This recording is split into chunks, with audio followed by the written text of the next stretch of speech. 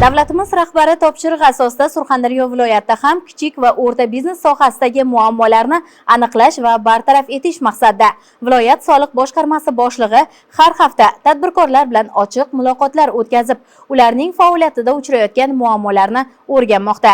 Hozir shu haqda Surxondaryo viloyati Sarisiyo tumanida soliq boshqarmasi rahbarligida kichik va o'rta biznesni rivojlantirish, shuningdek, ular faoliyatiga to'sqinlik qilayotgan muammolarni bartaraf etishga qaratilgan navbatdagi ochiq muloqot bo'lib o'tdi. Uchrashuv avvalda Prezidentimizning kichik va o'rta biznesning iqtisodiyotdagi o'rnini oshirish chora-tadbirlari to'g'risidagi farmoni mazmun-mohiyati haqida atroflicha ma'lumot berildi. Xususan, mazkur farmon doirasida biznes subyektlari uchun belgilangan yengilliklar va soliq imtiyozlari tushuntirib o'tildi. Bevosita muloqot davomida tadbirkorlar o'z muammo va takliflarini bildirdi. Kelib tushgan murojaatlarning aksariyati joyida hal qilindi. Muddat talab etuvchi masalalar esa belgilangan tartibda nazoratga olindi.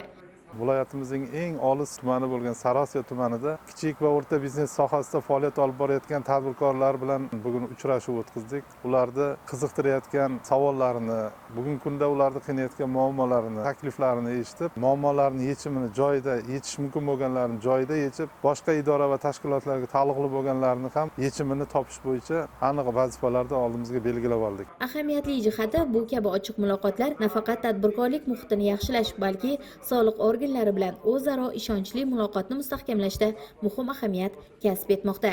Muqaddas Panjiyeva, Ilyos Rahmatov, tafsilot informatsion dasturi uchun.